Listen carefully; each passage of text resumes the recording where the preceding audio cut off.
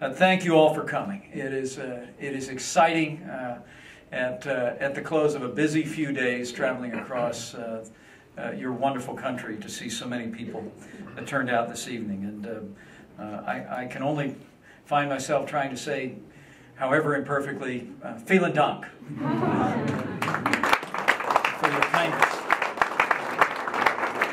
I know that this week particularly, as I've talked with several of you, is a challenging week. I'm told it's always a challenging week to make it to an event in Berlin because so much is always going on. But especially this holiday week when so many other commitments and spring break at school for children and grandchildren. The state of Indiana, and I personally am deeply honored to see this outpouring, and we are grateful for your presence here today.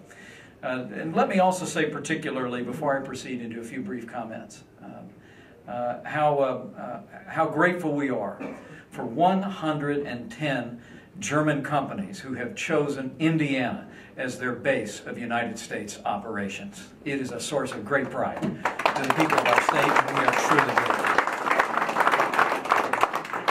At those companies, 12,500 of our citizens in the state of Indiana go to work every day in good-paying jobs. And I'm here to pay a debt of gratitude, to express the appreciation of the people of Indiana, to those of you who've already chosen Indiana, and to those of you who may not know yet that you will be choosing Indiana in the months and years ahead. You have our thanks for your participation here tonight. And let me also say that we in the Hoosier State, a state that is so grounded in agriculture and so grounded in manufacturing, we understand the trade is a two-way street. And let me commit to all of you, here leaders in the business community in Germany and here in Berlin, to know that we in Indiana will continue to encourage our companies in our state to invest and do business in Deutschland, which is Europe's strongest economy. I pledge that to you tonight. Mutual goals truly connect us, from our economies, but also through our culture. Mutual character binds us, what we cherish. I know the First Lady is coming along from other rounds that she was on, and she'll be with us in just a few moments, and I know she looks forward to meeting all of you. But Mrs. Pence actually, while I was in Aachen, meeting with a local business that has operations in Indiana, she was in Cologne, the sister city of our capital city of Indianapolis. She presented Museum Ludwig with an iconic statue from an Indiana artist that simply has the words L-O-V-E on it. Mrs. Pence handles the love department in our family. So you could give her a round of applause just in case she's in the back of the room. She's been reaching out all week. But Germany is Indiana's third largest source of foreign investment and employment. It's also the third top importer of Indiana's goods. Each year, Indiana is privileged to export more than $2 billion in trade goods and merchandise to Germany, and that number continues to grow.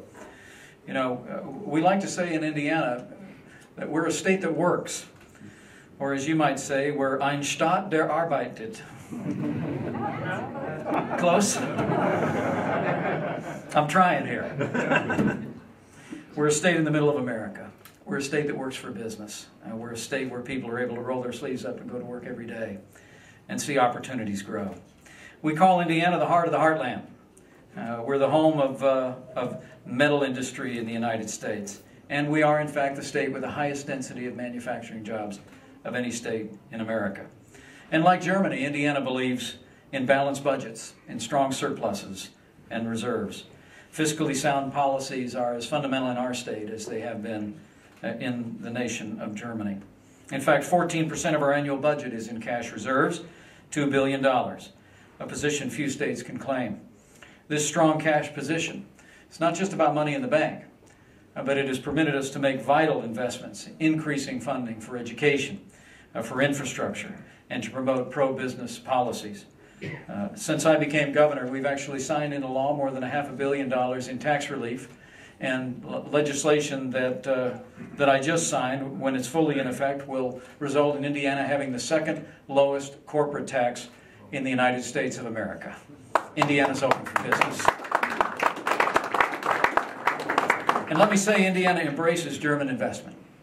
This week we announced the expansion of two great German companies in Indiana. Norris will be growing in South Bend, Indiana, Voss in Fort Wayne, Indiana, and we expect a little more good news before the end of the week.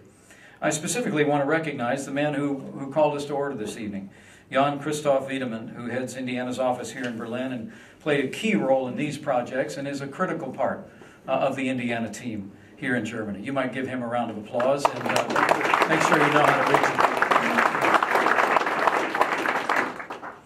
The First Lady did just arrive, and I've already solicited a round of applause for you, dear. Everyone's proud of you. Karen Pence.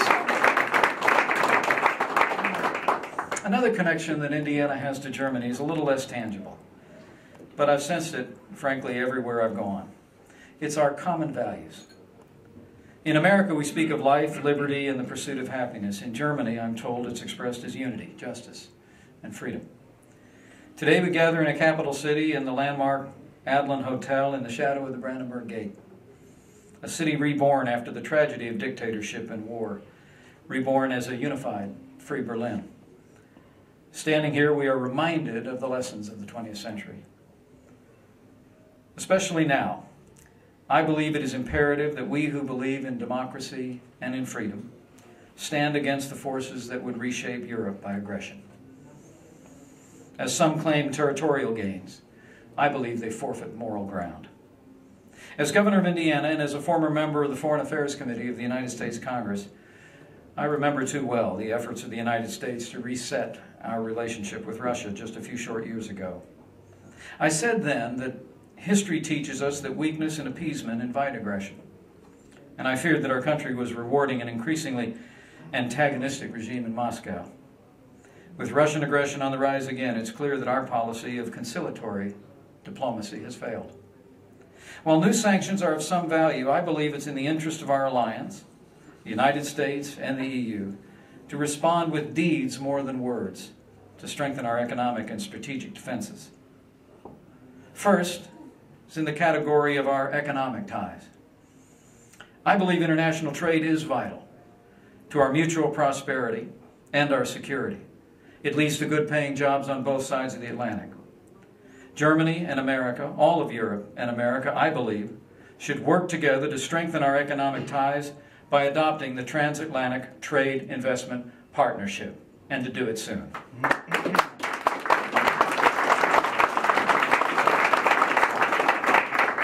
Passage of the TTIP will enhance and expand our economic partnerships and diplomatic ties, and I'm committed to its passage.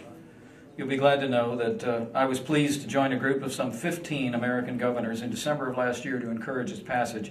And I would ask each of you to use your important voices here in Germany as each of us moves on both sides of the Atlantic to move this agreement forward for both of our countries. And I also believe that safeguarding freedom and security has been a central mission of NATO, and it's been central to the prosperity of the West for more than half a century. With the continued instability in the Middle East, and with Putin's aggression in Ukraine, I believe we must take immediate steps to strengthen our mutual security by deploying a robust missile defense in all of Europe, including Poland and the Czech Republic, to protect the interest of all of our NATO allies and the interest of our country in this region. Stronger economic ties and stronger defenses are the right policy for our two countries, and I believe they are the right strategic response to Russian aggression. Now, I come here today to renew Indiana's commitment to Germany, to thank old friends and to make new ones. But I also come here today to recognize the extraordinary progress of this great city and this great people. You see, the DCM asked if this was my first time to Berlin. It's not. The first time I came to Berlin was in 1977 as an 18-year-old young man. Yours was a city divided. After spending the day in West Berlin, a city revived by Western support from the Marshall Plan to the Berlin Airlift, I made my way through what was known as Checkpoint Charlie into the grim reality of East Berlin. From the bright lights of West Berlin, I passed through the Berlin Wall into a city and a people trapped in the stifling air of Soviet repression. But because of the resilience and courage of your people, and because of the relentless support of mine, a free and unified Berlin emerged from the tyranny of those days.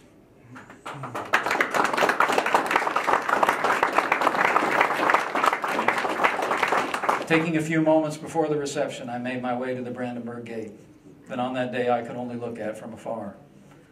I thought of a president who came to that gate and said, "Ich bin ein Berliner," and another who said, "Tear down this wall."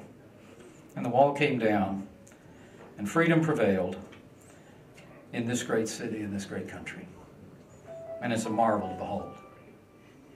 And we should be greatly encouraged by that progress, because whatever our momentary challenges, they pale in comparison to what we have already overcome for freedom together.